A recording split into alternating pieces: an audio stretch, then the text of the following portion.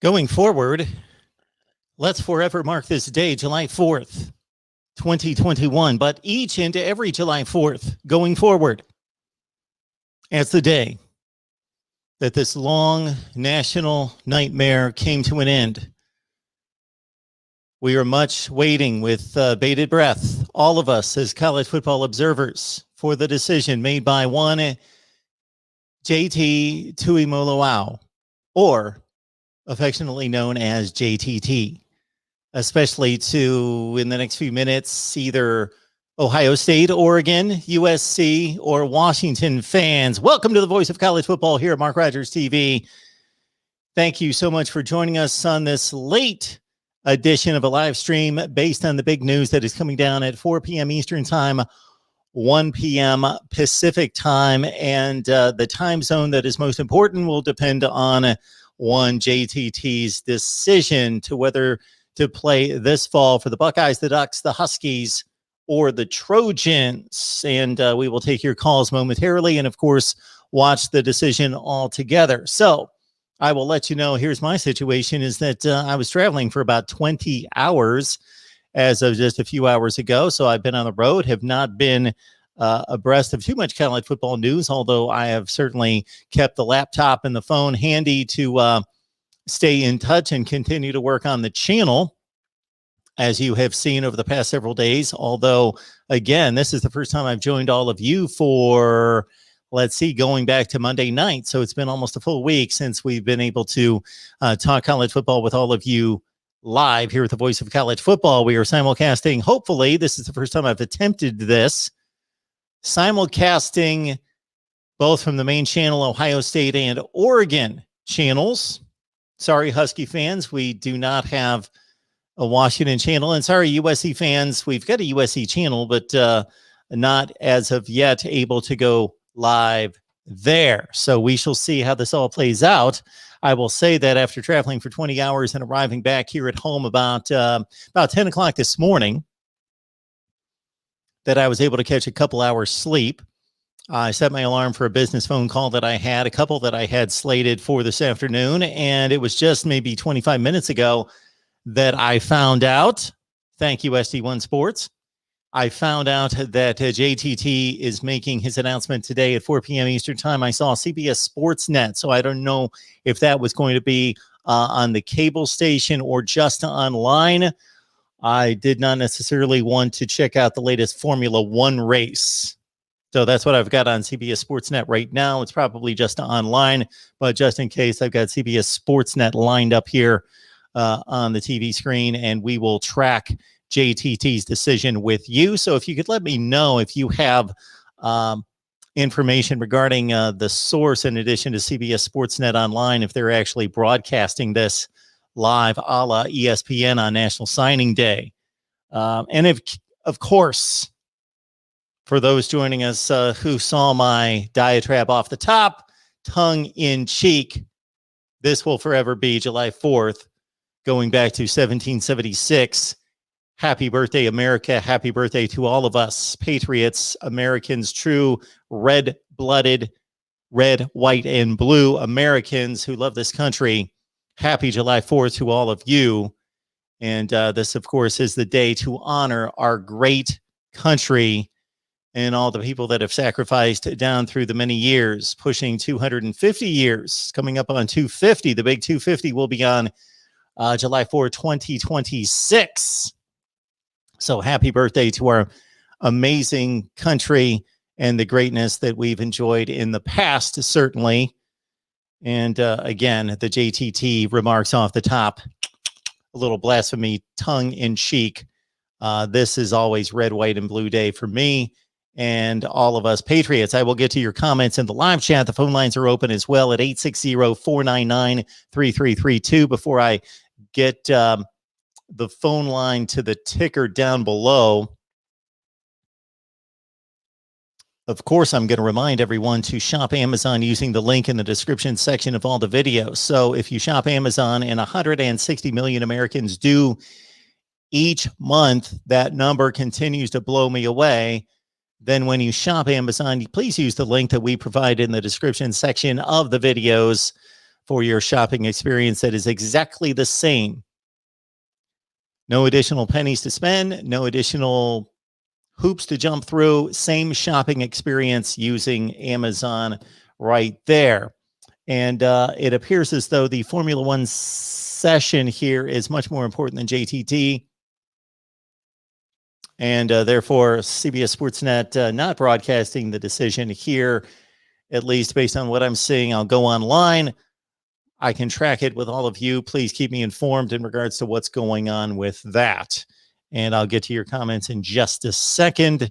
And I will certainly take calls. There's so much to talk about concerning college football right now, even outside the regular roster breakdowns that we've been providing each day. And we've got so many more to bring you. Georgia, Alabama, Clemson, Ohio State is coming soon, and others. But with the recent NIL breakthrough, name, image, and likeness on July 1st, we've got much to talk about there. Unfortunate news recently concerning former Miami and Georgia head coach Mark Richt, I would like to address, and some other items as well, as players continue to commit to schools each and every day, and the transfer portal is still humming despite the July 1st cutoff.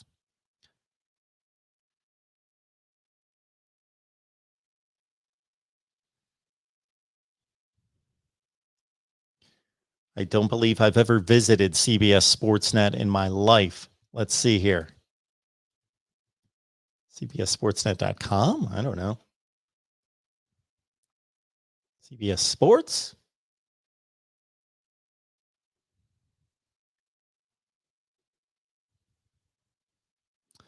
Here we go.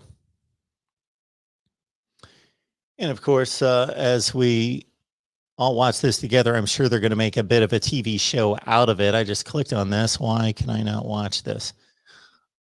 I'm sure they've made a TV spectacle out of this, and they're not just going to announce at 4 p.m. Eastern Time, 1 p.m. Central, or 1 p.m. Pacific, which of course could be the crucial time for JTT's career.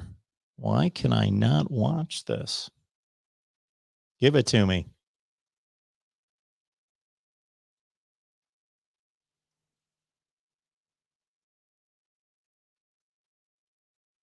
Okay, where can I watch it live? I've got the article up here on CBS Sports that tells me I can watch it live. You would think that they would provide a link. Okay, the video at the top of this page, which does not exist. So CBS Sports is telling me that the video will appear at the top of the page that I'm watching, but that does not exist currently. Okay, I'll see what you guys have, and we'll go from there. And I'm sure somebody will let me know when JTT makes his decision known. We should have taken a vote on this. Ohio State has been in the driver's seat. I believe that they have established the relationship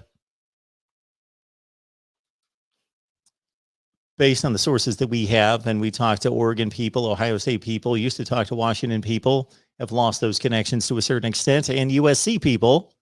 And it seems as though USC has made the mad dash recently and made some inroads. JTT had positive things to say about Jimmy Lake, Washington head coach, here in the last few days. And of course, the Ohio State relationship goes back a long ways. And JTT dropped Alabama about a week to 10 days ago. All right. Anthony Williams telling me, Mark, if you score this up, it will be a stain on you.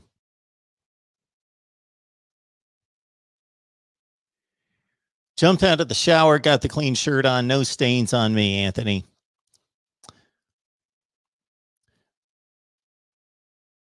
All right, where goes one? We have the best defensive coaches in college football.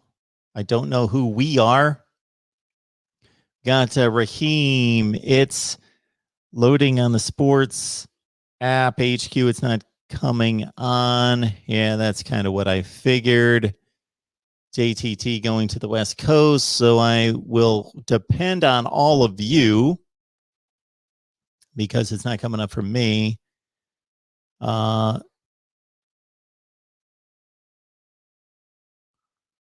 I will rely on everyone here.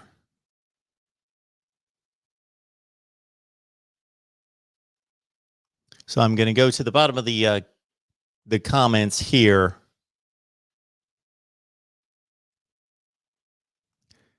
Okay. Looks like we've got a. All right. Okay.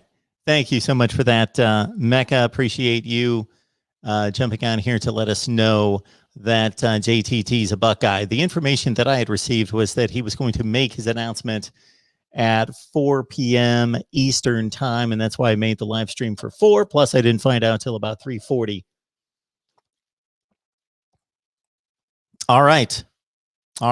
Good stuff. Thank you. Ohio State is the winner, as we mostly expected.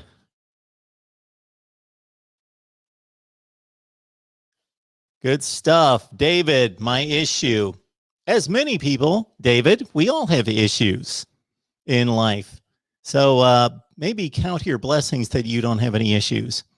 All right. The phone lines are open at 860-499-3332. And we'll go from there. As you guys know what the deal is here. Sometimes we throw together live streams at the last second because we respond to breaking news. Therefore, we don't have everything set up and aren't fully informed at the time. So check Mark Rick's retirement. Check Willie Taggart's firing. Mark D'Antonio stepping down. I could go on and on and on. Breaking news right here at the Voice of College Football. We will come on live even if we don't have all the information, because that's why we have a conversation with you. And that's why you have a voice as well. All right. And I will get through the comments. And again, I will take your calls at 860-499-3332. Hopefully the line did not drop.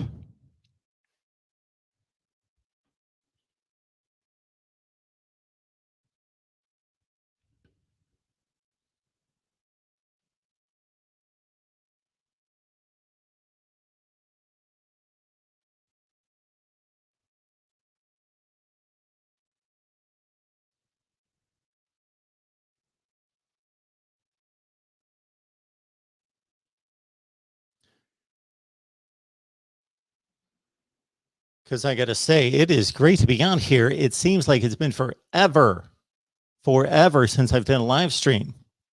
It's been forever since I've done a call-in show. It's been about a week and a half, and that might be a record since the last time we did a call-in show. And the last time we did a live stream was we did a series of live streams on Monday, as we are the king of live streams here.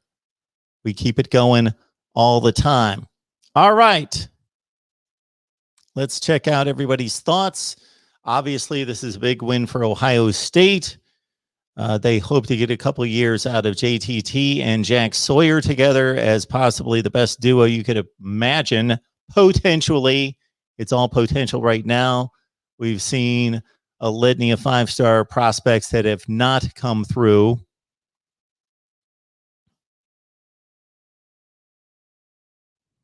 D-Rock Irish, good to see you. Yes, we will be tracking the commits throughout the day and tomorrow, and we will post videos on all our team channels of the major commits.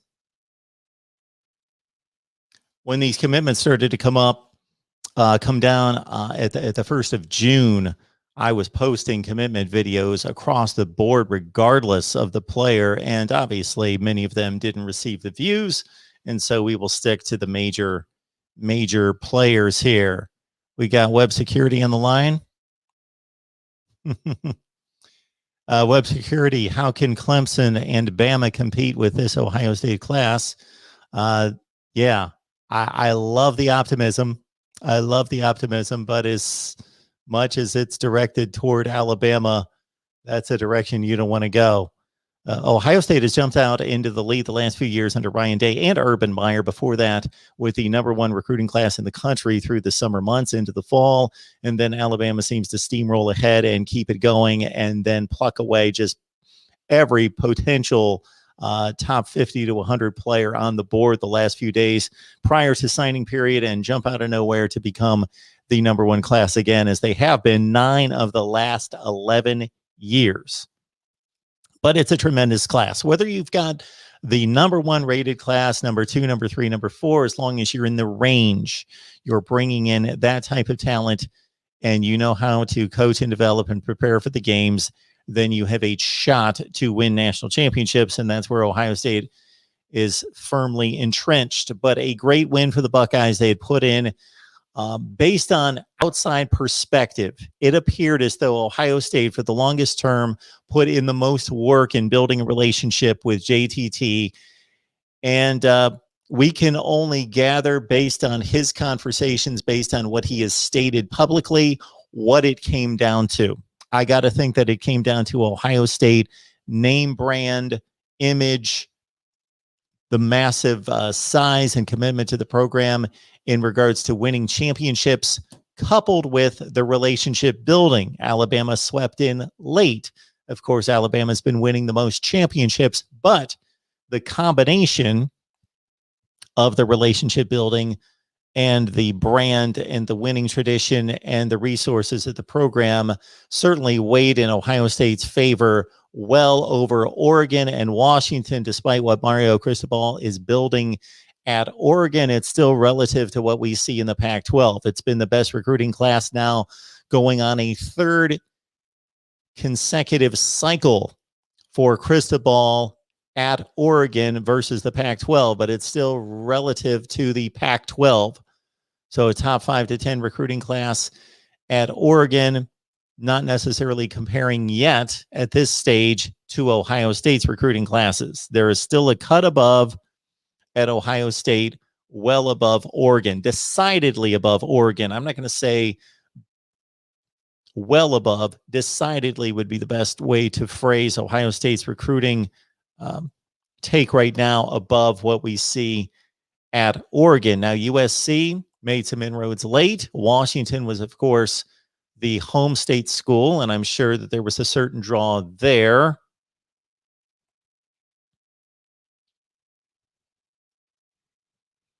But I believe Ohio State benefited from the early start, the recent success, the national branding and image, and the Pac-12 obviously suffering from an image problem itself that's been based partially on perception, but partially based on the results on the field. The Pac-12 is certainly just not grabbing national attention right now. And it's going to be up to Oregon/USC to bring that back. So I think all that had to do with what went into the decision. And it was brought up to the live chat a number of times by a number of you, Larry Johnson, and his ability to develop players and his reputation for molding even great talent into greater technicians on the field as defensive linemen, both interior, but mostly exterior on the edge. The Bosa brothers, Chase Young in particular, those three moving on to the NFL and dominating even at the next level. When you look at Joey Bosa, NFL Defensive Rookie of the Year, Nick Bosa, what he's accomplished now with San Francisco, and now Chase Young. I don't know, did not keep track of the NFL awards this past season, but I wouldn't be surprised if Chase Young was the NFL Defensive Rookie of the Year. That certainly is a recruiting tool, a recruiting discussion that is brought to the table by Ryan Day and Larry Johnson to say, you could be this guy.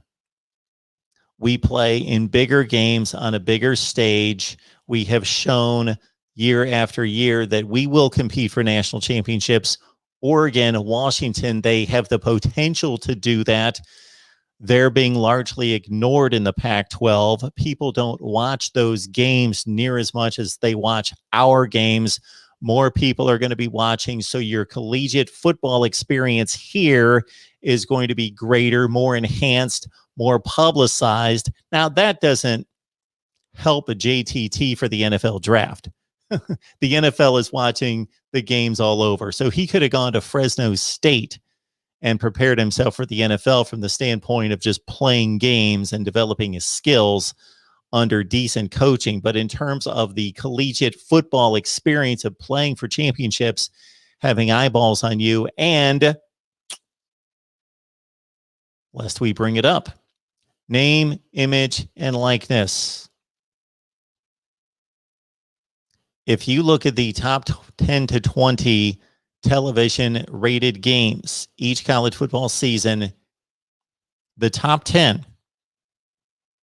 year after year after year after year, have all been, except for one or two one-offs, every so often, basically the top 10 in the nation, the most highly watched college football games all come out of the SEC and the Big Ten. And the ones that come out of the Big Ten are almost always, the rare exception would be a decent Michigan-Penn State game. All Ohio State related. Ohio State, Michigan, Ohio State, Penn State, a Big Ten championship game, Ohio State, Wisconsin. More people watch Ohio State football by far, and it gains so much more attention than Washington, Oregon. Move that into the new world. The New World Order, NIL, name, image, and likeness. That could have been a huge selling point for Ohio State over Washington and Oregon. Come here. We are in the conversation constantly. The numbers go up when Ohio State's on television. That can translate into more money. Yes, JTT could go to Oregon, USC, Washington. Huge football programs, national reputations to a certain extent, but not to the degree of Ohio State. Look at this. Who's dropping by to talk some college football with us? Tony Gerdeman, Buckeye Scoop. Tony, good to see you, man. Hey, what's going on? I've been checking out this commitment list, and I was just a bit intrigued by one that was mentioned here in the last few minutes. This JTT guy seemed to have made a decision that caught a few people's attention, especially in Columbus, Ohio. Yeah, Columbus, Ohio loves their college football, and they love their 5-star defensive ends, and they got another one today in JT Tuimoloau, and there may have been some Buckeye fans who were upset about having to wait, or were upset while they're waiting. I don't think they're upset any longer about waiting. Yeah, so the way I framed it, and then we'll get the deep dive with you, was that Ohio State has been the front runner since pretty much day one. And so in addition to all the advantages brought to the table by an Ohio State, which can't be matched by anybody outside of Alabama and Clemson, you have the relationship building. So that was obviously an unbeatable combination.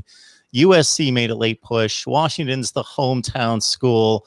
Oregon's been recruiting out of its mind compared to the rest of the Pac-12. And then the other portion I just hit me a few minutes ago was, for as much attention as USC, Washington, Oregon get as somewhat national brands, now that NIL's in the picture, Ohio State's just a much greater opportunity there as well. Well, and we've seen it from recruits who have started taking their visits, that they come into Columbus thinking one thing, and then they get here and they see it's a completely different city than what they expected. I think maybe they were expecting, just complete farmland, and we've got that. But there's also a city outside of the campus that's just a couple miles away from campus. So now, maybe before, when players and prospective players looked at Columbus and Ohio State, you're looking like, what kind of fun can I have there? What kind of nightlife? Now there's a business aspect of it as well. Like, yes, I want to play high level football, but what else is there in terms of businesses? And, how can I make a larger name for myself? And, Columbus has it. I was pretty surprised that there was no NIL stuff today for JT Tuimoloau. There are no sponsorships. And I thought it was interesting that even though he didn't, CBS HQ still decided, well, let's get some commercial breaks in here, and then we'll get to the commitment. So even though he didn't take advantage of his opportunity to add some sponsorship dollars, CBS sure did. It is funny, Tony, because I grew up in Ohio like you did. Lived there until I was 23 years old. I never realized, of course, I knew Ohio and even the large metropolitan areas, Columbus, Cleveland, Cincinnati, weren't New York or Los Angeles. But I didn't realize what the perception was now that I've lived on the East Coast for 20 years of what Ohio is. Like, I live in more woods and farmland in Connecticut, which the selling point is we're 2 hours from Boston. We're 2 hours from New York. We're on the East Coast. We're where it's at. But lo and behold, I tell people all the time, go to Ohio. There's a reason there are 5 professional sports teams in Ohio. Where there's professional sports teams, there are people, meaning there's retail, there's money, there's action. It's funny that you mentioned that. When I went to Ohio State in the 90s, one of my best friends was from Boston, and he was, an Ohio State student. His grandparents, they hear Ohio, they thought he was in Idaho. There's like no difference between Ohio and Idaho for people from Boston. And they have no idea, no accurate picture of what Columbus is like. And yeah, you go, 5 minutes out of town and you can find all of the farmland you want. But if you're looking for stuff to do, that's also here in Columbus as well. And the ever growing suburbs, which will eventually encompass all of Ohio, I think. We got serious here today. We brought in the heavy hitter, Steve Hellwagon, joining us from Bucknuts 247 Sports. I want to remind everyone that we talk Ohio State football with these two and Kevin Noon each and every week, typically on Wednesday, but you got to subscribe, hit the bell for the notifications on the Ohio State channel to know that we are live with these guys each and every week. So I appreciate Tony and Steve jumping on here. I threw out a link. I knew that they would be running around with their obligations for Buckeye Scoop and for Bucknuts, doing what they need to do. So I just said, hey, I'm going live. I found out about this at like 3:40. I was traveling for 20 hours coming back from Houston and was in an airport all night and just found out about this after catching like 3 hours of sleep. So I thought, hey, we go live. And man, I luck out with these two joining us. Steve, how's it going today? I'm doing good. What was interesting for me was I was following a Reds-Cubs game all day, it seemed like, and the Reds finally took the lead 3-2 and held on, got a double play to end the game, and the ball was in the first baseman's mitt right as JT Tuimoloau made the announcement that Ohio State. So I had on one screen, I had that. On the other screen, I had the other. So it was almost simultaneous that they happened at the exact same time. And that's what you like to see and hear a lot of times. So any rate, what a day for Ohio State. July the 4th, 2021. I think a lot of us will remember where we were and what we were doing when this happened. And a couple things I think about. My job on this instance was not really to cover the announcement because we had, Brandon Huffman, Steve Wiltfong, Bill Kurlick, everybody else writing all those kind of breaking news things. I did a couple of featurey things to kind of go along and kind of paint the bigger picture. And one of them was about Larry Johnson. And I don't think you can give Larry Johnson, he is worth his weight in gold for Ohio State. And as I did the research on the story, this kid, JT Tuimoloau, becomes the 13th national top 100 defensive lineman that Larry Johnson has signed for Ohio State in 8 years. From the 2014 class, he arrived in January 2014 through 2021. He is in that 8 years of recruiting classes. This is the 13th guy who's a national top 100 defensive lineman that Larry Johnson has signed. And, of course, 2 in this class with Jack Sawyer, the number 4 overall player, JT Tuimoloau, the number 3 overall player. And moreover, you look at what he's done in 25 years between Penn State and Ohio State. He's had 16 guys named as the Big Ten Defensive Lineman of the Year. 16 guys. And that goes all the way back, to Tamba Hawley and all those guys at Penn State. Then Bosa, Young, blah, blah, blah. Taekwon Lewis was in that group. So this guy has done some amazing, amazing things.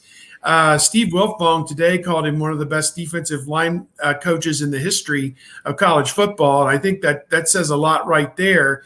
When we were talking to him, he is worth his weight in gold, in my opinion, as a recruiter and as a developer of talent. Other thing that I did was a look at national top 10 players who've signed with Ohio State in the last 20 years. And this goes back, what would that be, to 2003, maybe 2002, something like that. Well, I included Ewers next year, so it begins in 2003. So 2003 to 2022, those 20 classes, he is, I think, the 14th national top 10 guy. And guys, what's interesting, of the people who've completed their eligibility at Ohio State, almost all of them were first-round NFL draft picks and or have been major success stories in the National Football League. And so if you give the guys who assign the rankings credit, they've had the right guys pegged in the top 10, and they typically pan out.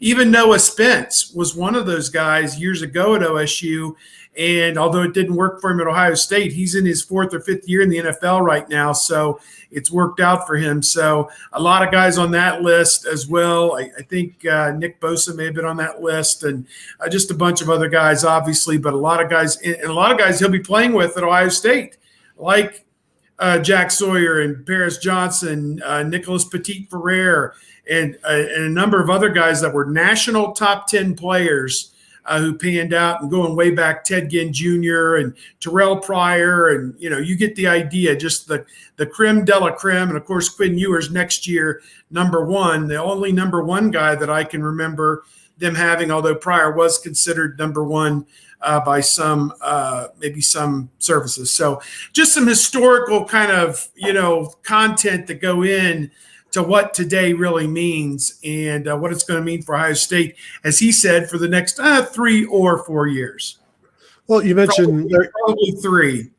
Larry Johnson with the top 100 guys. That doesn't even count, as you mentioned, Tyquan Lewis, who was defensive lineman of the year. Devon Hamilton was turned into like the number 950th ranked recruit to a 3rd-round pick. Sam Hubbard was a safety in high school, and then a linebacker, and then a tight end, and then a defensive end at Ohio State, and then became a 2nd or 3rd round draft pick. And so it's the perfect storm of recruiting ability and developmental ability. And some guys do one thing really well, and other guys do the other thing really well. Ohio State has one of the best ever that does both well. And they have another one, I think, in Brian Hartline as well, a much younger version of Larry Johnson, if you will. But, yeah, just the ability to not only recruit the player, recruit the family, everybody feels comfortable with him, and then just the amount of detail. When you listen to him talk about his players and their development, and also listen to the players talk about being developed by him, we're talking stuff like you need to get your right heel a 1/4 inch more to the left when you take off, and then you need to be just a little bit lower, and don't be so upright. And he watches video film constantly and looks for all of these little things that he calls things that he can put into a player's toolbox, and he wants to whether it's hand fighting, swim moves, everything he can. It's just a 4-year process, 5-year process, 3-year process of filling the toolbox with as much as he can, and then putting players in positions to succeed, and then eventually just throwing them out there for 1st down, 2nd down, 3rd down, and just go at it. And it's been incredible to watch, and it was a no-brainer hire by Urban Meyer way back in the day when Mike Vrabel left, and there was a need, and that was it. It was the perfect timing. You guys expanded on a point that I was making right when I brought Tony on, in terms of this kid's so talented that as long as he gets decent coaching, he could go anywhere in the country and be an NFL player in 3 to 4 years. But when Larry Johnson and the Ohio State program can first and foremost, as we discussed, Tony, say, you're going to be playing, first of all, let's address the collegiate experience. Yes, Oregon may do this. USC may do that. Washington may do. We've proven we're going to be there all the time. The eyeballs in the Pac-12 are minuscule compared to the eyeballs when you look at the top 10 rated games in college football each year. It's all SEC, it's all Ohio State. Those are the top 10 rated games in college football.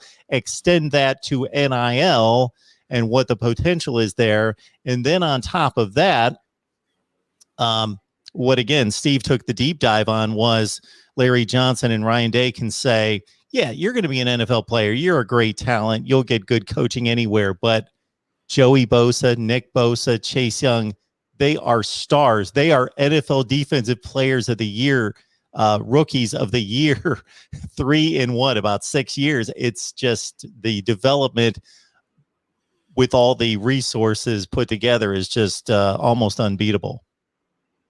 Well, Ohio State has this thing that they call a theory versus testimony.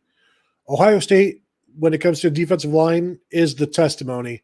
Everybody else is the theory. Like Oregon, they say they can do this. That's, but Ohio State has shown that they can do it. And so there is testimony to what Ohio State is telling JTT and other recruits. And, you don't have to look hard to see all of the results from Ohio State defensive linemen in the league and in their bank accounts and all of that. And there's, everybody else has to try to piece together the kind of salesmanship or the sales job that Ohio State can just be like, just go look. I mean, we don't even have to do anything. It's easy. Everybody already knows the kind of production that Ohio State has put into the defensive line.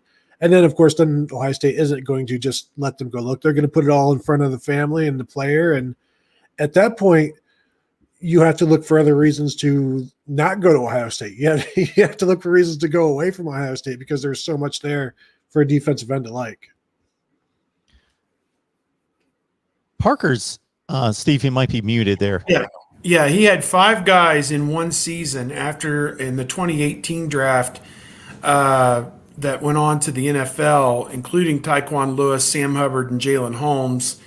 And 4 of his guys have been academic All-Americans, 13 first-team All-Americans between Ohio State and Penn State. So 13 in almost 25 years. I think he's coming up on his 24th year at this level. So just uncanny what he's been able to do so far and what is still out there for him in the years to come.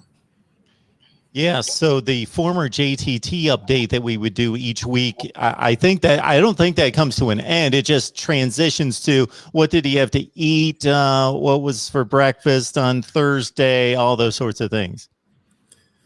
Yeah, there's going to be a lot of hullabaloo surrounding him, and he's going to be a late arrival at Ohio State, obviously coming in about 4 weeks before the start of preseason camp. It's going to be a crash course on him on the culture at Ohio State. No, we don't grab that door handle with our right hand, we grab it with our left hand. And I mean, it's going to be a culture shock, I think, for him to be indoctrinated in so many different and new ways of thinking and doing things. They taught you to do it that way in high school. Believe us when we tell you it's got to be done this way in college. And it could be a lift technique. It could be a pass rush technique. It could be throwing your towel into the bin the right way. I mean, it's going to be a crash course for him in how to play college football. And there's not much time to get him through it if you expect him to make any kind of an impact in the early season with the 2 of the bigger games of the year, Minnesota, the opener on the road, and back home with Oregon. Minnesota, you wouldn't say, it's not that big of a game, not that great of a team they're playing against, a 500 team maybe, but they've had better seasons in recent years than that. So it's on the road, new quarterback. So you're going to need all hands on deck, I think, to win that game. And his hands would definitely qualify in that regard. So I'm interested to see how quickly he can assimilate and how quickly he can push his way into the 2D. That's a big question. They've got some veterans with Tyler Friday, Javonte Jean-Baptiste kind of holding the spots right now, placeholders, some might think, behind the starters, Zach Harrison, Tyreek Smith. And then, of course, you have Jack Sawyer, who's there. Noah Potter, who's played a little bit at end, a little bit at tackle during the spring. How does he fit into this? So I'm interested to see in preseason camp how it all shakes out. Appreciate Tony Gerdeman and Steve Hellwagon joining us for this. Is there some interest in JTT? Yeah, we got 366 folks on the line with no notifications, no warning, nothing. I just, bam, we're doing a live stream. Let's go. And because I didn't know about this until about 20 minutes before 4 Eastern, we're getting comments in the live chat about basketball, whether you guys know anything about that being a factor.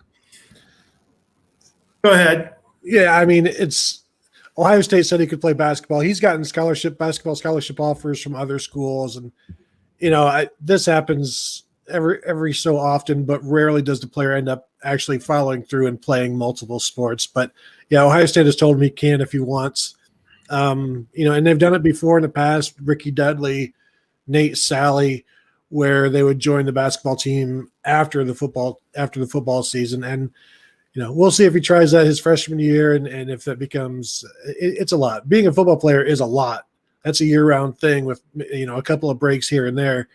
Then you want to just go from football season to basketball season without getting that break after the bowl games or whatever. That's a tough gig. They give the players, I think, 3 or 4 weeks after the bowl game before they get right back into winter conditioning, and you'd get no break in there. So if he wants to try it, go for it. He's young, as far as I know, he's a teenager. So but I don't expect. Steve, do you ever expect him to shoot up? I put my over under on career basketball minutes for him at 0.5. Where are you going? Yeah, I'm a little skeptical about it. As Tony said, one sport at this level is hard enough, and he missed out on spring ball this past year.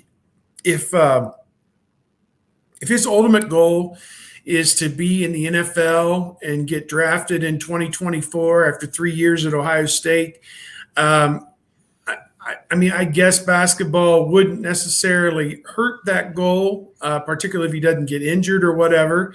And maybe it would help him from a conditioning standpoint to be able to do all the running that's involved with playing basketball at that level. I mean, it's just a brutal sport for those guys, the 4 or 5 month grind that they go through and how hard they have to practice and how hard they have to prepare just to win games in the Big Ten. I think it would be fun for him to be able to do that. I know that he met with Chris Holtmann during his official visit, and I think Chris Holtmann is on board, because when you have an elite athlete like this and a guy that could come in and maybe steal a few minutes for you at a power forward position or whatever, I don't know that this is necessarily the year where you would see him play, because they've got Zed Key and they've got Joey Brunk and Kyle Young, and they've got guys, EJ Liddell as well. You've got 4 pretty good players there that you don't need to use a guy off the street, for lack of a better term. He doesn't count as a scholarship player for basketball, to my knowledge. I think he only counts scholarship in football. So there's really no charge for Chris Holtmann if he does get to use him. It's just I'm a little skeptical. It's a lot to ask of a young man to do it if he's willing to do it.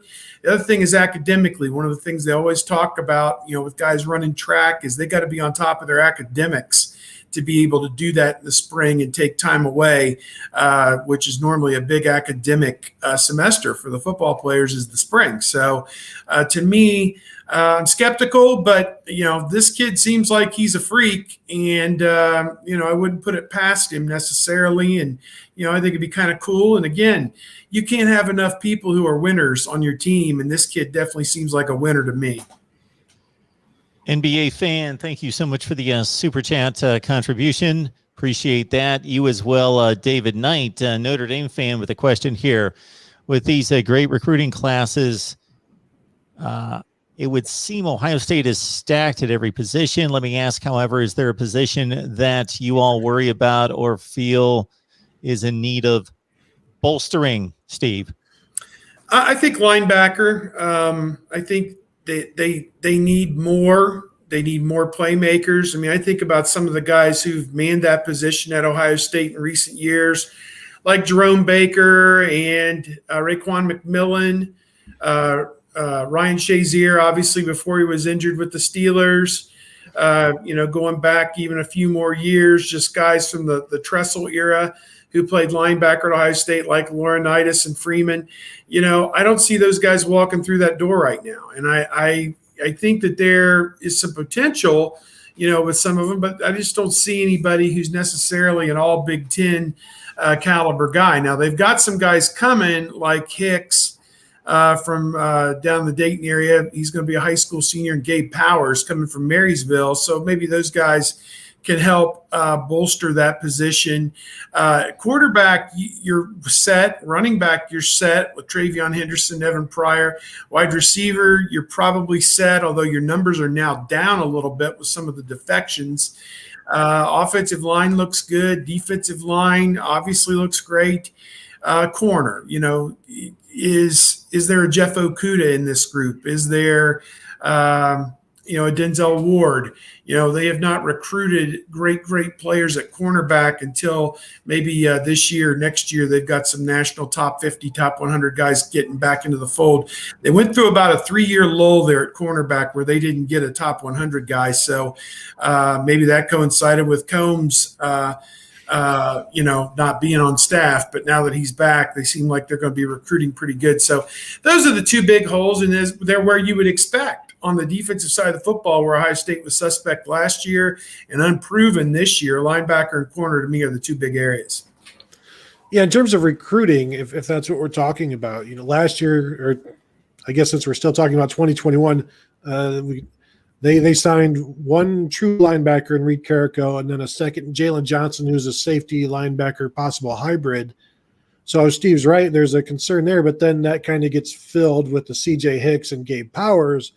Also, are they no longer playing three linebackers? And so if they are no longer playing three linebackers, you don't need as many linebackers. Corner, it sure seems like they've addressed it with Jordan Hancock and Ja'Kalen Johnson and Denzel Burke in 2021. They've got 3 guys in 2022 committed, including number 1, Jaheim Singletary. Now, there's all kinds of chatter about who's going to stick around in 2022 in that class. There are rumors about every single cornerback commit that Ohio State has about them going somewhere else. So what they have today may not be what they have tomorrow. But they've certainly addressed it, and they've got a number of guys. Safety is – they liked what they got with Jansen Dunn and Andre Turntine in 2021. They're in line to get 2 really good ones, and Xavier Nwampa and another guy that I'm completely whiffing on right now that is a top guy at IMG, I believe. So they're going to get some high 4-star types in 2022 if the things that are going in the direction continue to go in that direction. So there's – when I look at all of this, and as I've read that question, I'm thinking about the biggest concern I have is who is left tackle in 2023. And if that's the biggest concern right now, then things are going pretty good. But you still have to figure out who's going to be that left tackle in 2023, assuming Paris Johnson is, gone at that point. Ant Ball, I get it at a place like Ohio State, and there's only a few in the nation like this. It's national championship or bust, and they haven't won one in 7 years. Okay. They just made the national championship game. They are winning everything but that. And again, if you are looking at that in context, Alabama's done something that's been unprecedented under Nick Saban. They're winning their fair share and getting to their fair share. When I say fair share, I mean amongst like 3, their fair share of playoffs and national championship games, and completely dominating what is pretty much without argument the second best conference in the nation. So I get it. It's the gold medal mentality, and that is the standard. That is the goal each and every year. But let's understand, they're winning just about everything. Yeah, and this is what's interesting. Ohio State's won 2 national championships now in 53 years. I was born in 1968, so I know that number by heart. 53 years. You're going to make some people mad about 1970, Steve. Well, I get those 1970 comments all the time. Jim Plunkett took care of that. But 2002 and 2014 are the only national championships Ohio State's won in the last 53 years, and the program is still considered elite upon elite. So it's top 3 right now with Clemson, Alabama, and Ohio State, no question. And you've got Georgia, Oklahoma, Notre Dame, USC, a couple others trying to, punch their way up there to get into the elite spot. Oregon in particular, coming off the season they had, is got some aspirations this year if they can beat Ohio State. So at any rate, I am of a belief that you can't win the playoff unless you're in the playoff, and you just have to keep getting into the playoff to have a chance to win the playoff. So as long as they keep winning the Big Ten and keep getting in the playoff, their year's going to come one of these times. The breaks are going to fall their way, as they did in 2014, and that's how it is. I just wonder, what is the qualification for what does something mean, and then how long does something last? Does something go away after 4 years, after 3, after 2 years? How long does that last, Mark? Oh, we have those debates here every week, depending on the fan base. Are you still elite? Yeah. For Florida State, 2013 still relevant because 2013 was when they won the national championship. So they can laugh at the Miami fans that didn't win it. Of course, have not since 2001. But 8 years ago that's still within a respectable time frame. For them, it may as well be 80 years. As bad. I mean, they've had some really bad games in the last 8 years. The program is so different than it was in 2013 that it feels like a different era, even though it was 1 year earlier than Ohio State's last one. Within context. That's the term I love to use a lot, within context. The Ohio State football program is, even with a different man in charge, pretty much the same football program it was in 2013, 2014. Florida State's miles different. Their guy is in College Station, Texas.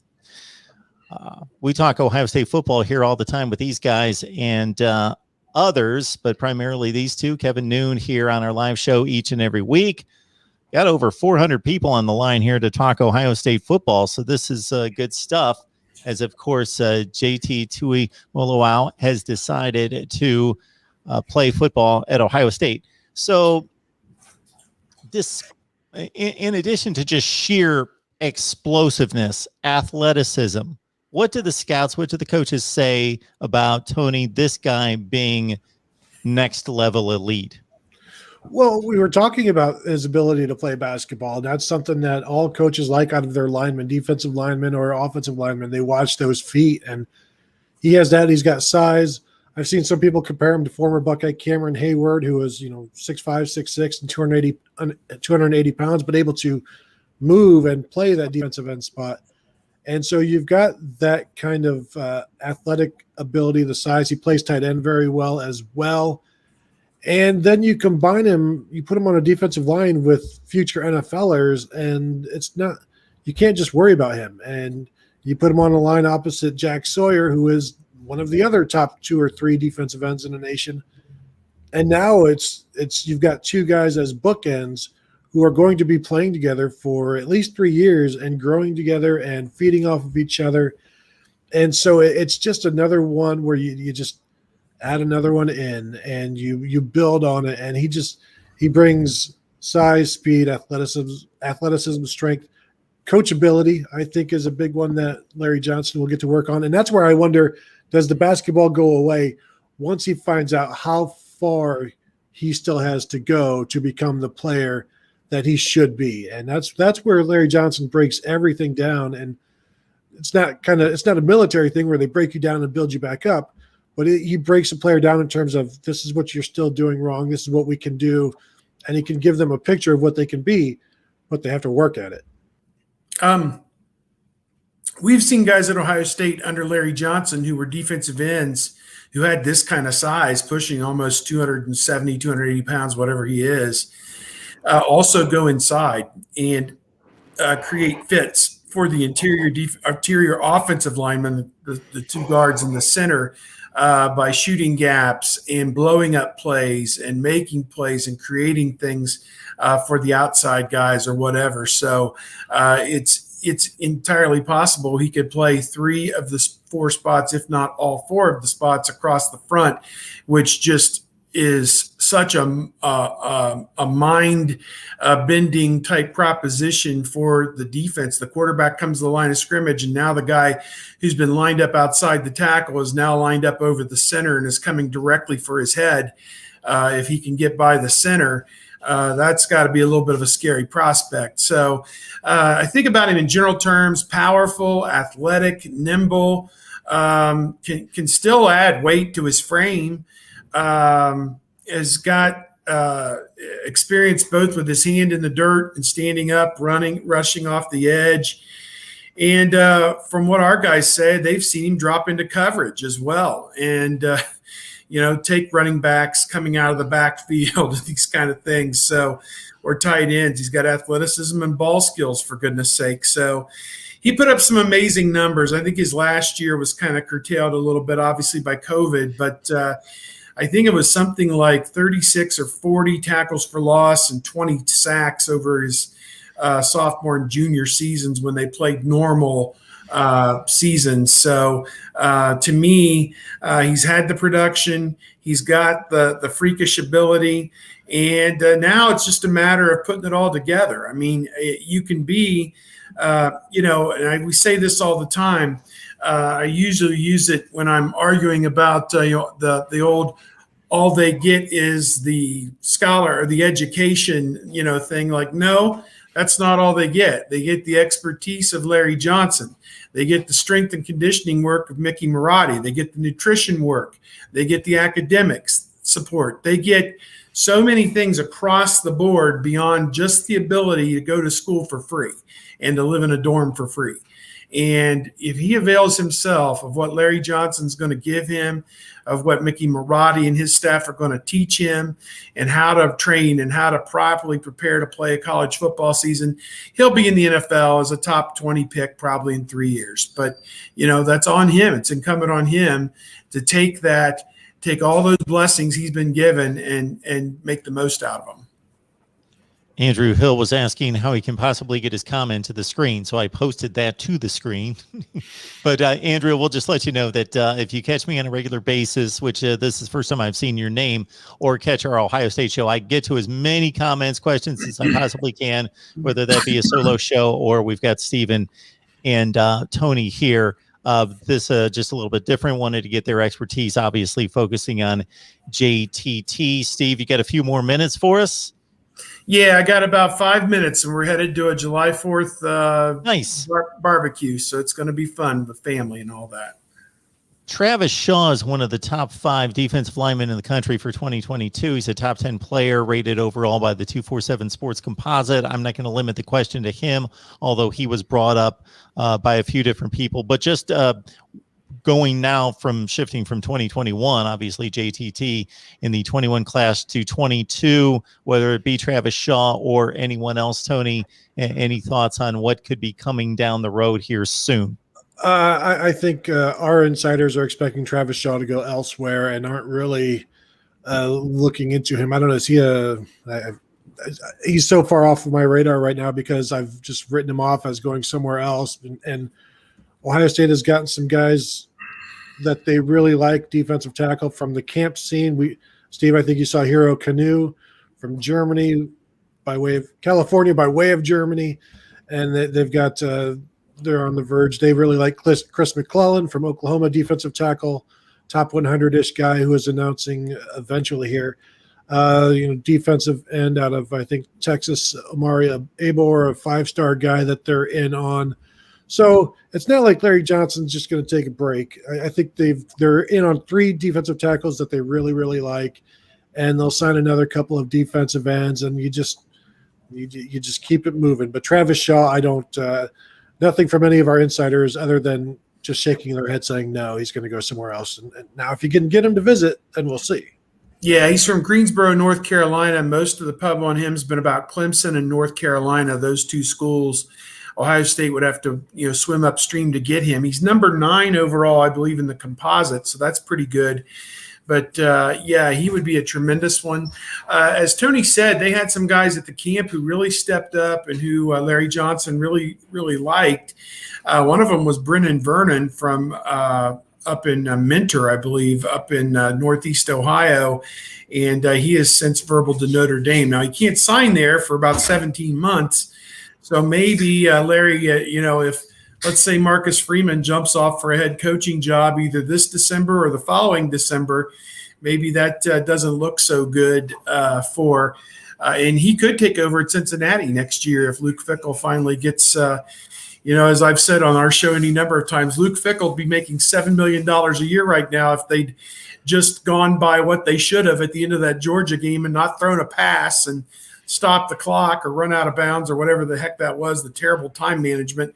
But I would think Marcus Freeman would be next at Cincinnati as a head coach if that happens. So, don't rule that out. But there's a lot of guys out there, and really for Ohio State at this point, it's selecting, it's not recruiting. And if Ohio State offers, and not only that, if you're a defensive tackle and you have a chance to play alongside two great defensive ends, where the heck else would you want to be? Because they have to single block you now. They can't dedicate a guard and a tackle to you. They've got to put the tackle and the tight end on one of those ends and a tackle on the other. And that leaves the middle wide open, for a great defensive tackle to go to work. So to my way of thinking, I am of a mind that again, they're not going to have any problem finding guys that want to fill out the recruiting classes at Ohio State. Just in terms of Christopher's question here, I keep going back to the 2017 class or the 2017 season where Chase Young was a freshman, Jonathan Cooper was a sophomore, and that team had Nick Bosa, Sam Hubbard, Jalen Holmes, and Tyquan Lewis. So those four played the bulk of the reps, played the bulk of the snaps at defensive end, rotating. Chase Young and Jonathan Cooper would get to come in. They'd sprinkle them in. Larry Johnson would sprinkle them in situations where they could succeed, which Chase Young did. I kind of see the same thing happening here where you've got an established four, and then Jack Sawyer and JT Tuimoloau are the guys that are going to be sprinkled in. Now, the four this year aren't nearly as established as the four back in 2017. So there's going to be some room for Sawyer and Tuimoloau to make up some ground and maybe get into that too deep. But I totally expect him to play even without a spring. He's still going to have a fall camp. Nick Bosa didn't have a spring. He was coming back from an ACL tear. So he'll play. Just a matter of how much he plays is based on how well he does in camp and what Larry Johnson feels about his how much he can trust him. Tony, Steve, I apologize. I've lost track of time. I see it's about 10 minutes after 5. Thanks so much for jumping on this link. I decided again, everybody, to do this last second when I saw JTT was committing and making that decision known. And these guys were gracious enough to jump on here and provide their expertise. Tony Gerdeman, Buckeye Scoop. Steve Hellwagon, Bucknuts, 247 Sports. These guys are the best. We're here talking Ohio State football with these two each Wednesday or whenever we can get it together each week. So hit that bell for the notifications to know when we're going live and catch these guys on their respective sites. Again, Tony at Buckeye Scoop, Steve at Bucknuts. Guys, I appreciate it. Great stuff. Take care, guys. See you.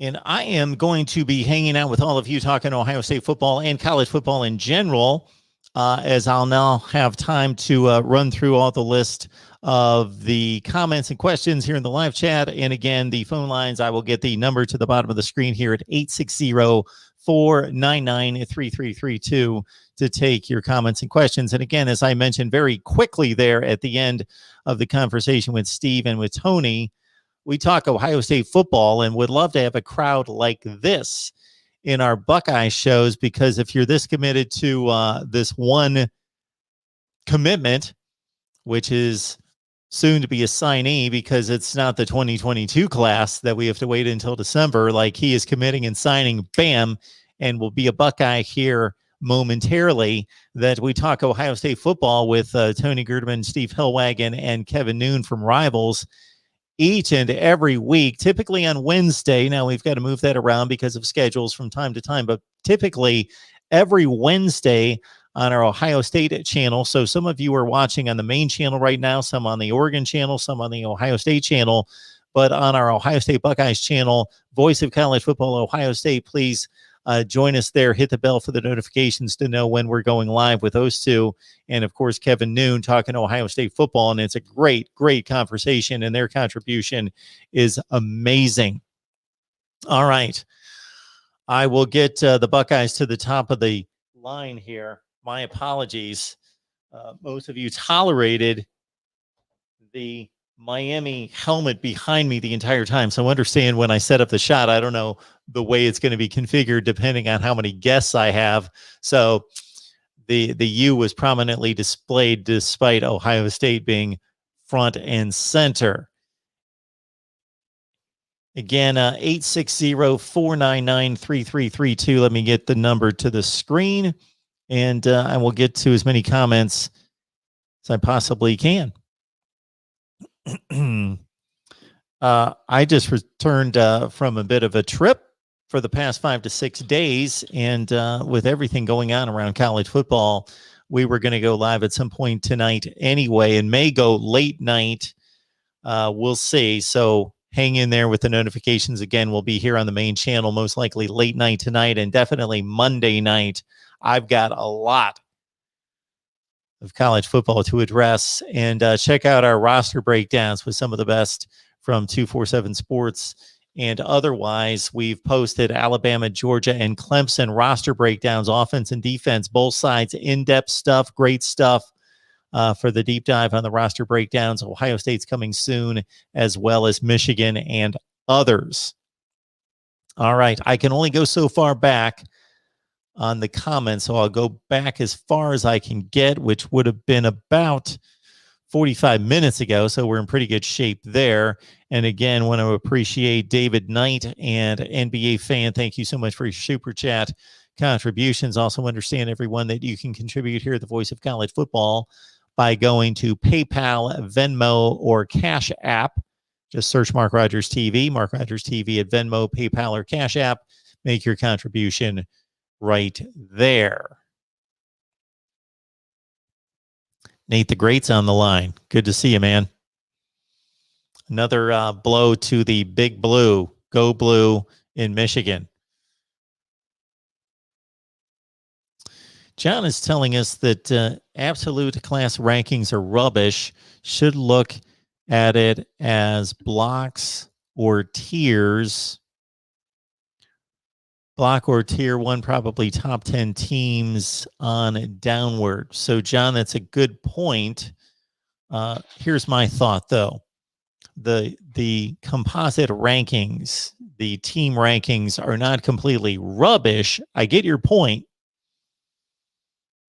So somewhere in that top 3-4 range, there's a level there. There's been a level that's been established, and that's not necessarily just Ohio State, Alabama, Clemson. They have produced on the field at a certain tier to where there's a gap. But in recruiting, actually, Georgia's there. Actually, LSU is there most of the time. And those are the other two schools that can compete from a recruiting standpoint with the teams that we're talking about. If you really understand the metrics that go into the recruiting rankings, you have to understand that the class size has something to do with the recruiting rankings. So, for example, Ryan Day's first Ohio State recruiting class was only ranked 13th in the country, but the quality of that class was top 2 or 3 in the country. He only had, I believe, 14 signees because the way the scholarships worked out for Ryan Day in his first full recruiting cycle. So it looked like Ohio State had taken a tumble in recruiting if you just looked at the pure rankings. But if you took a little bit of another step to see that they only had 14 signees, I believe 14 was the number. That's why Ohio State was back in the pack that particular year.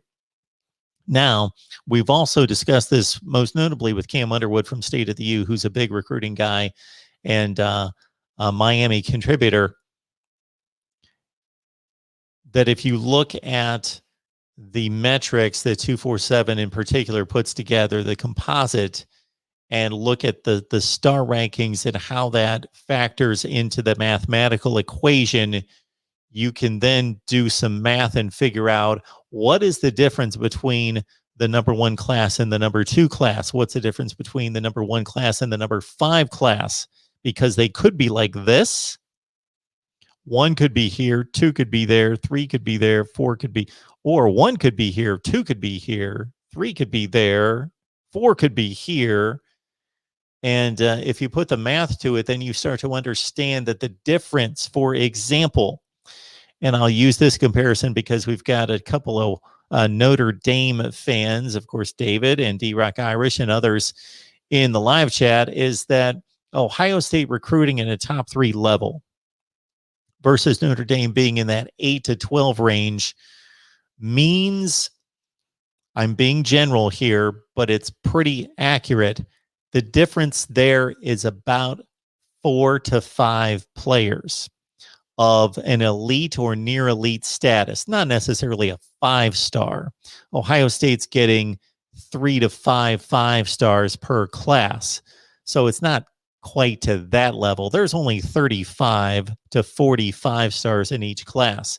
But 4 stars, there are roughly about 350 to 400 4-stars. So if you look at the class rankings of individual players and go down the rankings, you're going to, whether your service is Rivals, I would advise you to go to the 247 Sports composite, because of course that's 247 Sports, it's Rivals, it's ESPN put together, and you get that cross-pollination and the combined rankings that's not biased in any one direction, that you'll see top 35 to 40 players are 5 stars. And then the rest of the top 300, so ESPN and 247 Sports will refer to their top 300, Rivals to a top 250. All those are 4-star players. So the 4-star goes beyond the top 300 into the 400 range, something in that range. So the difference between Ohio State with a top 3 class and Notre Dame with like a top 8 to 12 class, it's about 3 to 4 like premium players, 4-star, solid 4-star players that Ohio State gets, that Notre Dame is filling those spots with 3 stars. So there are tiers, and those tiers, from the standpoint of what we see on the field, have remained about the same for the past 7 or 8 years. Alabama may be on its own tier. We can have that discussion, that argument. But regardless, Alabama, Clemson, Ohio State, and then you drop down to, on the field, Georgia, Oklahoma. LSU was an aberration in 2019, so I'm not going to include them. But basically, Oklahoma and Georgia. And then maybe if you want to be refined and specific about your tiers, you've got another drop to Notre Dame,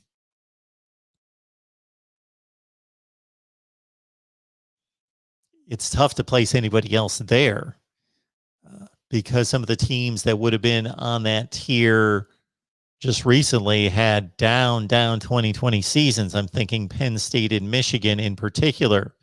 Oregon could be on that tier. But in terms of recruiting, it's Alabama, Ohio State, Georgia actually above Clemson. All right.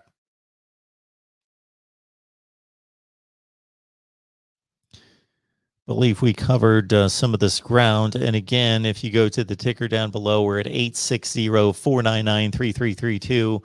I'll be going live most likely later tonight. I can't promise, but most likely later tonight, and definitely on Monday evening, we'll go live to take your comments and questions about college football, and so much to talk about, and what I would like to address concerning recent news concerning Mark Richt, unfortunately, also name, image, and likeness. And there's a story that's out there, a controversial back and forth war of words in another sport that I would like to bring into the college football arena.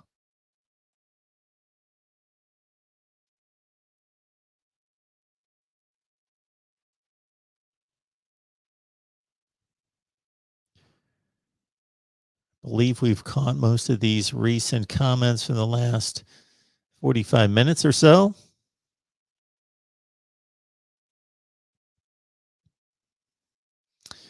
Got Todd B chiming in. Good to see you, Todd. Always, you know that. Like with the team up north recruiting, Ohio State has signed 50 plus top 10 players in the past 4 to 5 classes. The team up north signed, I believe the number was 6 out of the top 100 players. Yeah. So, Todd, you've hit on something there that basically I lost track of during my soliloquy about tiers in recruiting. Is that, yes, that's what we're talking about right there, is these tiers are becoming very distinguished and separate. And even though you would think a top 10 class, a class that's ranked 8th, 9th, 10th, 11th is really good, and it is, competitively speaking, against most of the nation, that team should, with better coaching and game preparation and development of the players, should be able to compete as a 10th rated class against the number 2 class in the country. You're hitting on something right there, Todd, that shows us how much of a drop there is between being one of those top 3 in the nation and then being in that lower portion of the top 10.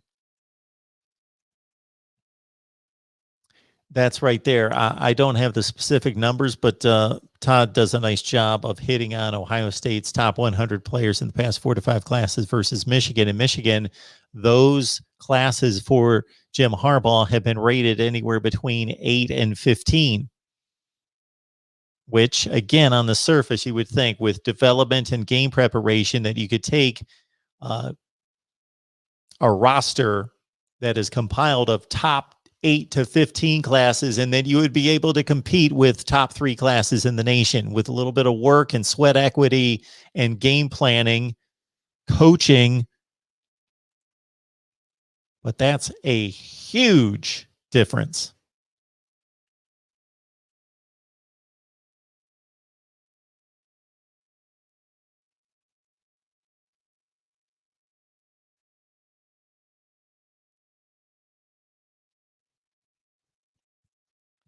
JG, for 2021, Ohio State ended up with 6 5-stars and 13 4-stars, and Notre Dame had no 5-stars and 12 4-stars. So you're talking about, if we're going to assume the same number of signees in the 2021 class, and it's probably within 2 or 3, each class is different, that Ohio State had 21 blue chip players and Notre Dame 12. And Ohio State had even the top end of those blue chip selections as 5-stars. And the difference between a 5-star and a 4-star in total is significant. There have been reviews of NFL players and NFL rosters and where those players were signed and where they ranked in the recruiting rankings.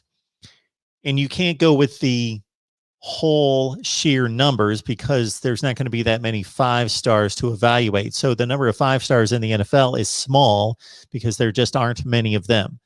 As I said a few minutes ago, there's typically 35 to 45 stars, and there's over 400 4-stars. So there's going to be more 4-stars in the NFL than 5-stars because there's just more of them. But if you look at the percentage, this really tells you the percentage of 5-stars that make the NFL versus the percentage of 4-stars versus the percentage of 3-stars, it just shoots up like a hockey stick. I don't know the percentages off the top of my head. If 80% of the 5-stars make the NFL and 30% of the 4-star, whatever the percentage is, it's not even close. The recruiting rankings are extremely accurate. We can sit here all day and we can point out specific programs and particular players that did not live up to their recruiting rankings, or players that came out of nowhere as 2-stars and became legit impact players. Yes, but we're looking over the course of thousands and thousands and thousands and thousands of players over the course of years and years and years and years. Of course, you're going to have aberrations. They're all over the place. But in total, the recruiting rankings are extremely accurate. Extremely accurate. Texas is just screwing up, and Wisconsin is just smart. So those are aberrations. Texas brings in top 5 to 10 talent and coaches it to top 40 teams, to a bunch of 7 and 5 kind of teams. Wisconsin takes top 40 classes, and they're recruiting better now. Paul Chryst just brought in the best Wisconsin recruiting class in 2021 ever. So that might be scary. Wisconsin brought in like the 17th or 18th recruited top class in the country. But of course, Wisconsin has typically brought in top 40 classes and turned them into top 10 to 15 teams. So they're the aberrations. Everybody else is pretty much in line. You also have to take into consideration in the SEC, the competition that they have to play on the field brings down the results of highly recruited classes. Case in point is South Carolina. Even under Will Muschamp, South Carolina would bring in top 15 to 20 recruiting classes. Well, they didn't finish in the top 15 to 20 in the country. Were they that good? No, they weren't a top 15 to 20 team, but if they had played in a different conference against different competition, yes, South Carolina's record would have been more in line with their recruiting classes, but they have to play a tougher schedule. So when, when 11 or 12 of the top of the SEC teams, 11 of 12 of the top SEC teams are in the top 25 in the recruiting rankings, well, then they all have to play each other and they can't all win the game. So there are going to be more underachievers in the SEC because they have to play an SEC schedule.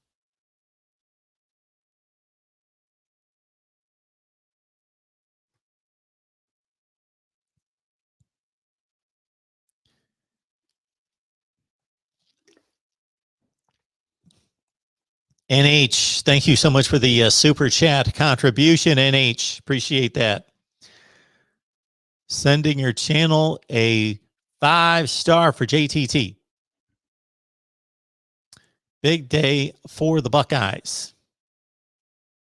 James Joseph, I agree with you. If I'm reading these comments accurately from you about who gets the best players and then who wins all the football games, it is boring.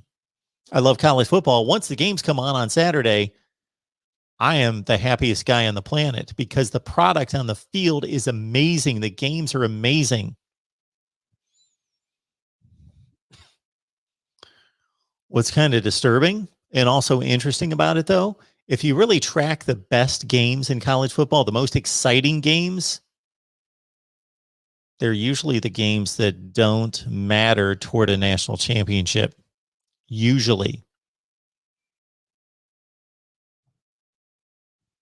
Now, Ohio State will play the thriller against Penn State on occasion, and Alabama will be tested by a Georgia in the SEC championship game in 2018, for example, and Clemson will be tested on occasion by a Texas A&M on the road as they were a few years ago.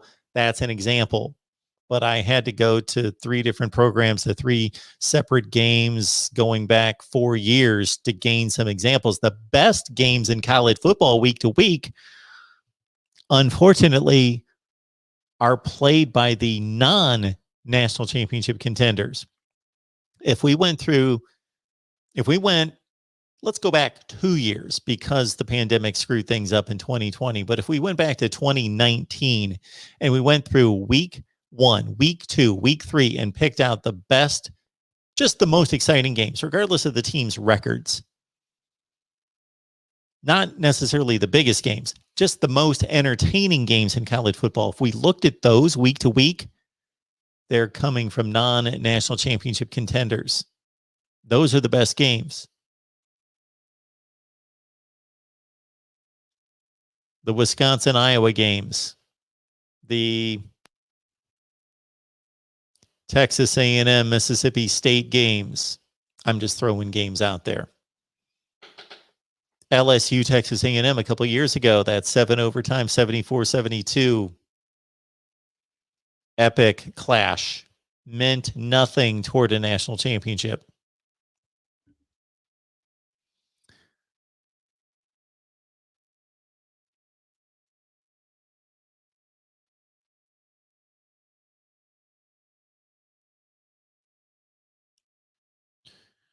Roberto, good to see you as well. You know who else gets top talent and can't develop it? Michigan, to a certain extent. We just took the last 15 or 20 minutes, Roberto, to explain the difference between Ohio State talent and Michigan talent. Decided difference. But yes, Ohio State and a few others are also taking that top-notch talent and developing it and game planning well and winning games. Winning almost all their games. 90-some% of their games.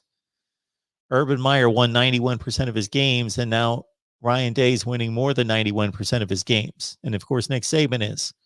Nick Saban's got the best record in the country, going back to the time that he first won big at Alabama, his second season in 2008. And Urban Meyer was right there with him in terms of winning percentage, not championships, winning percentage. Dabo Swinney, of course, 90% plus. Michigan's not recruiting. So the difference between Ohio State and Michigan is both. It's recruiting, it's talent on the roster, but it's also the development of the talent and the game planning. And the area in which we can back up the development argument is in the NFL, where we see players go to Michigan. Rashawn Gary would be a good example. And they're signing NFL contracts, but they're not becoming stars in college like they were projected to be as 5 stars. They're going to Michigan using their natural abilities, being coached a bit. I'm not going to discredit the entire coaching staff as being incompetent, but they are not, their potential is not being maxed out. And so that they're being coached, they're developing to a certain extent as players to become decent collegiate players, good players with a lot of talent. Then they get drafted and they move on to the NFL, where we just cited in the conversation about JT Tuimoloau, Chase Young, Nick Bosa, Joey Bosa in particular as being the 3 prime examples in the last 6 to 7 years of great talent being developed and coached to the standard of great NFL player now. So it's the talent, but it's also the development of the talent. Michigan does not have the talent Ohio State does. For those people that came to me and said, well, in 2021, no, it was the 2020 draft that Michigan had just as many players taken as Ohio State, 10 versus 10. Well, there's a huge difference between having players drafted in the 5th and 6th round. All of Michigan's players were drafted in the last 2 rounds of the draft. Almost all of Ohio State's players, and I'm talking the 2020 draft, were drafted at the top end of the draft, including, of course, 2 of the top 3 players in the draft. Huge difference.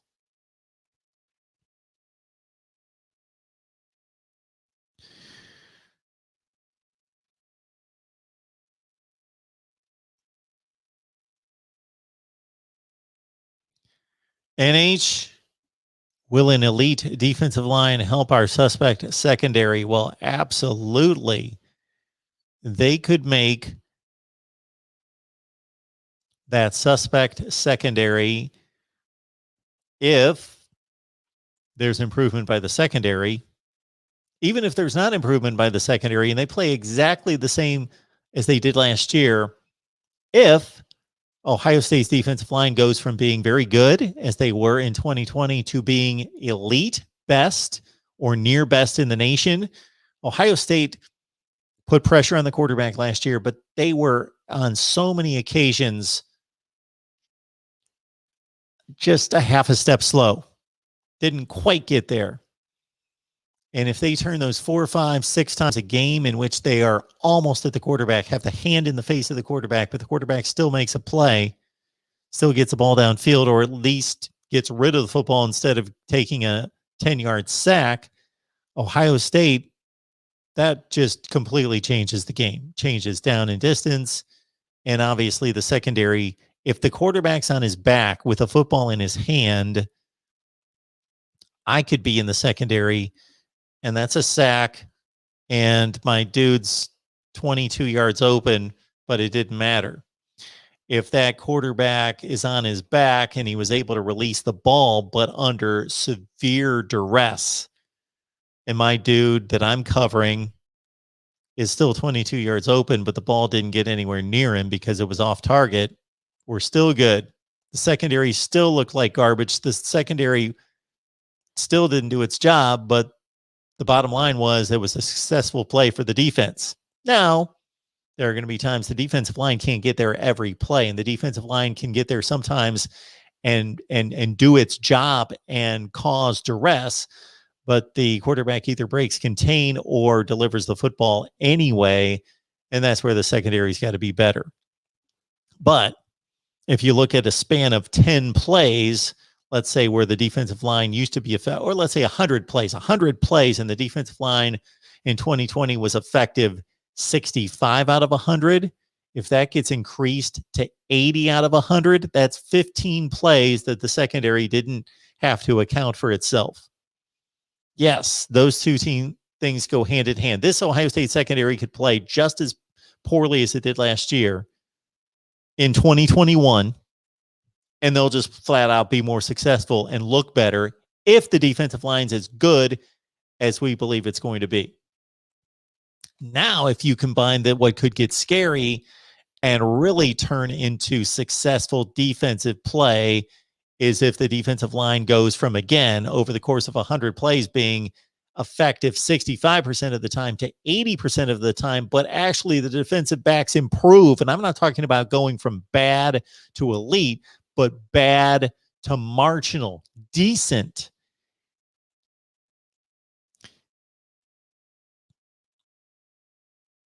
It's difficult to judge because Ohio State's stacked with so much talent, but to evaluate how bad the secondary play was last year, let's say out of 65 Power 5 teams, if we could just look at the secondary play, let's say they were, for as bad as they were still a top half of the nation Power 5 secondary. So let's say they were 30th best. If they can raise that to 20, 18, 16, something in that range, and then the defensive line kicks in, now this is where the progress is made, and made against the better teams. That's where the progress has to be made. Beating up on Maryland and Rutgers and beating them 55-7 instead of 55-21 because your defense is better is nice, that it's a more dominating performance, but that's not what is going to matter here. It's Penn State, and I'll say it, people are going to laugh. Michigan could still be a competitive game, but it's going to be against Penn State. It's going to be against Oregon, of course. Penn State, Oregon, and I'm trying to think of another possible test out there on the road. They've got Nebraska, Minnesota. That could possibly be the one. Week 1, Thursday night. CJ Stroud, first start. Minnesota, Nebraska. Who's the other Big Ten Western team that they play? They don't play Iowa. And they don't play Wisconsin. So the tests are going to be Oregon and Penn State for sure. And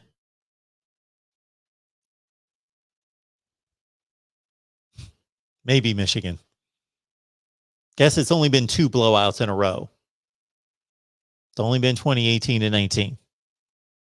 So thank you so much for letting everyone know and encouraging them to hit the like button.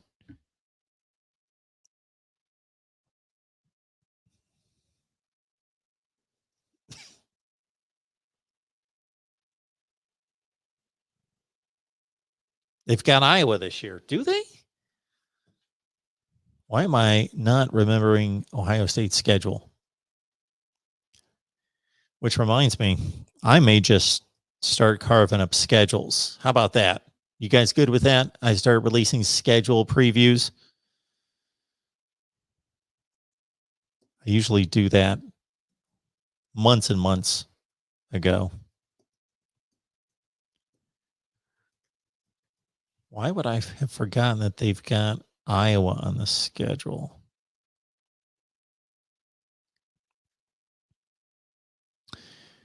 At Minnesota, Oregon, Tulsa, Akron, at Rutgers, Maryland, bye week at Indiana, of course. I'm forgetting about the Hoosiers, Penn State at Nebraska, Purdue, Michigan State at Michigan. No, there's no Iowa.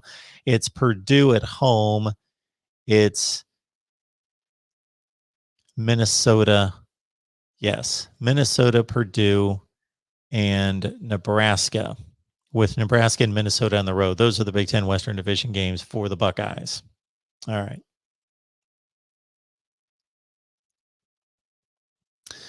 All right, folks. It's been great to see everybody here at the Voice of College Football as we went live. And that's our aim. That's our goal. That's our mission. Best discussion, debate, and analysis of college football here, of course, but also to come live with discussion with you as many times as possible when we've got breaking news. So we do that each and every time we possibly can. Come on here live with breaking news to discuss it with you.